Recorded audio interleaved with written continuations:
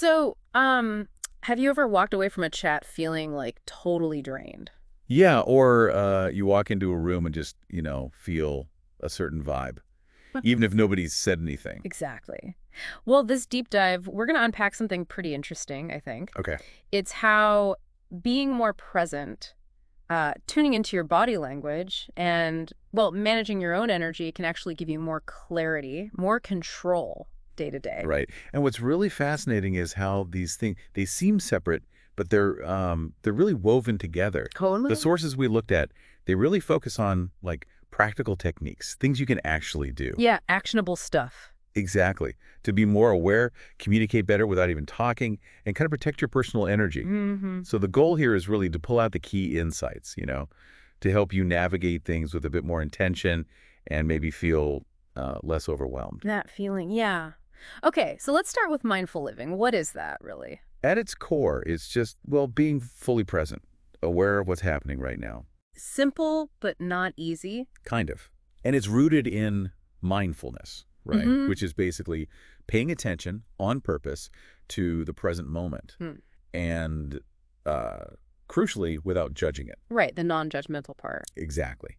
And the benefits the sources point to are pretty solid. We're talking less stress, genuinely, Okay. better focus, and more emotional resilience, like you bounce back A quicker. mental workout, Yeah, staying anchored. that's a good way to put it. Instead of getting swept away by, worries about the future or regrets about the past. Yeah. And it's quite biological, too. Even just like 60 seconds of focusing on your breath, Yeah. that can trigger your parasympathetic nervous system. The rest and digest system. That's the one. It can actually lower cortisol, the stress hormone. Yeah. It's surprisingly fast. Wow. So it's not just like sitting and thinking nice thoughts. There are actual techniques. Definitely. The sources mention mindful breathing, which you just touched on. Mm-hmm. Just noticing the feeling of breath. Uh. Meditation, too, even short bursts. Right. And these grounding exercises, ways to kind of connect you to the here and now. Right. And that awareness, it sort of flows right into body language, doesn't it? It really does. And body language is, well, it's incredibly powerful nonverbal communication. More powerful than words sometimes. Often, yeah. It can convey so much. And here's the really interesting bit. It influences our own emotions, too. It's a two-way street. Ah, that feedback loop idea. Right. So it's not just what we signal outwards. Exactly. Okay, so let's break down some key bits of body language. Posture, that's a big one, right? Huge. Standing tall, relaxed.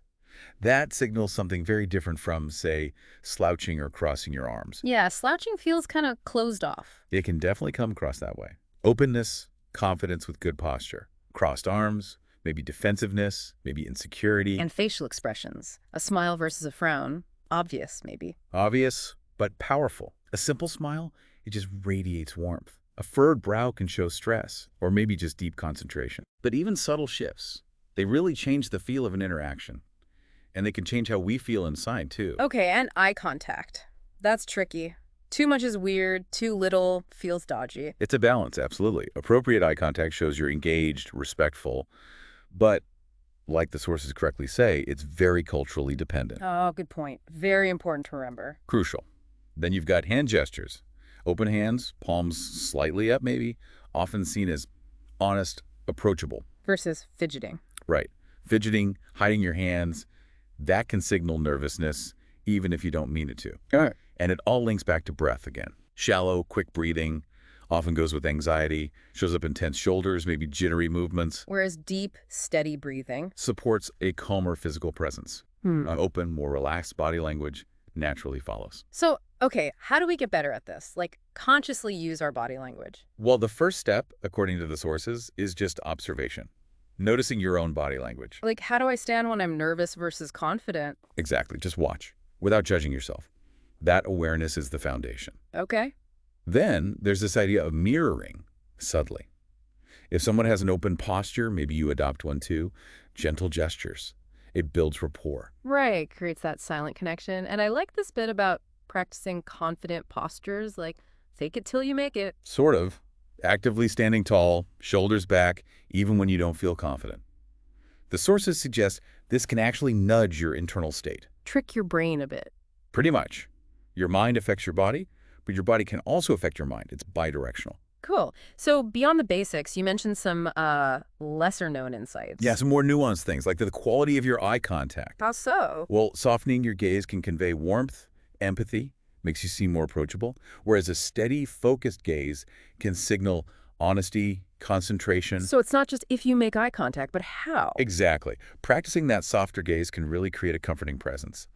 And check your neck and shoulders. Guilty. Mine creep up towards my ears when I'm stressed. So common. That tension is a huge stress indicator. Simple things like rolling your shoulders back and down or a gentle neck stretch. They can make you appear more open and feel it too. Makes sense. And don't forget your feet. We focus up top, but how you're grounded matters. Grounded through your feet. Yeah. Feet roughly shoulder width apart, feeling the floor. That tends to look balanced, confident. Nervous shifting, on the other hand. Signals unease. Right. So consciously planting your feet can actually make you feel more present, more steady. And this last one's quite interesting, hand mudras. Mudras, like from yoga or meditation? Exactly. Symbolic hand gestures from, ancient practices. They're thought to influence energy flow. Okay, like how? Well, the sources give a couple of examples. One is Dhyan Mudra, index finger touching the thumb tip. Palms up, maybe. I've seen that. It's often associated with calmness, concentration. Could be useful maybe for clear communication. And another is Anjali Mudra, palms pressed together at the heart. The prayer gesture. Often symbolizes respect, gratitude. Good for, connecting with others with that intention. Yeah. The idea is maybe practicing these subtly can shift your energy, reinforce your intention. Another layer to being mindful in how we interact. Wow, okay. The sources also mention a body language awareness journal. How's that work? Oh yeah, that's a really practical tool. Super simple, actually. Okay. Just pick one interaction each day. Maybe a meeting, a chat with a friend, and just afterwards think about your body language. Was specifically. Like, did it match what you wanted to convey? Yeah. Did you feel tense, open? Just notice. And Then set one small goal for the next day. Just one thing. Maybe I'll try to keep my shoulders relaxed, or I'll practice that softer eye contact. little steps. Exactly. Over time, that consistent practice can really refine how you communicate nonverbally. It makes it concrete. That sounds really doable, actually. Okay, so I've got being present, mindful living. We've got body language. Now let's shift gears a bit to energy protection and grounding. This might sound a bit more out there to some listeners. It can, initially, but the way the sources frame it, it's quite practical. Think about daily life. We're always interacting, Constantly. and we're exchanging energy, whether we realize it or not. With people, with places. Some interactions are great, energizing. Others, not so much. They leave you feeling drained, like we said at the start. Exactly. So energy protection fundamentally is about creating a healthy boundary for your mental energy, your emotional energy, maybe even spiritual, depending on your perspective. Like an energetic shield. That's a great visual, yeah. Protecting your inner state from stuff that might throw you off balance. So how do you know if you, need this? What are the signs? Well, the sources list a few common ones. Feeling drained regularly, especially after being with certain people. Right. Getting really anxious in crowds, finding yourself absorbing other people's moods like a sponge, Oh, yeah, I know that feeling. and just difficulty staying centered when things get stressful. If that sounds familiar, these techniques might be helpful. Right. So what are the techniques? How do you actually do energy protection? One of the core ones is visualization. Imagining that protective shield or bubble of light around you. Like you mentioned, what color? Does it matter? The sources suggest picking a color that feels comforting or strong to you. White, gold, blue, whatever feels right. Okay. And you set an intention. Like, this shield keeps out negativity, lets in positivity. Simple but focused. Intentional visualization. Got it. What else? Using grounding stones or crystals comes up. Yeah. Things like black tourmaline, hematite, smoky quartz. Okay. How do they work? Or how are they supposed to work? Well, the idea, not necessarily scientifically proven, but experientially helpful for many, is that they act as anchors. Anchors. Yeah. You hold them or carry them, maybe wear them as jewelry, and you visualize any stress or negative energy flowing into the stone, getting neutralized.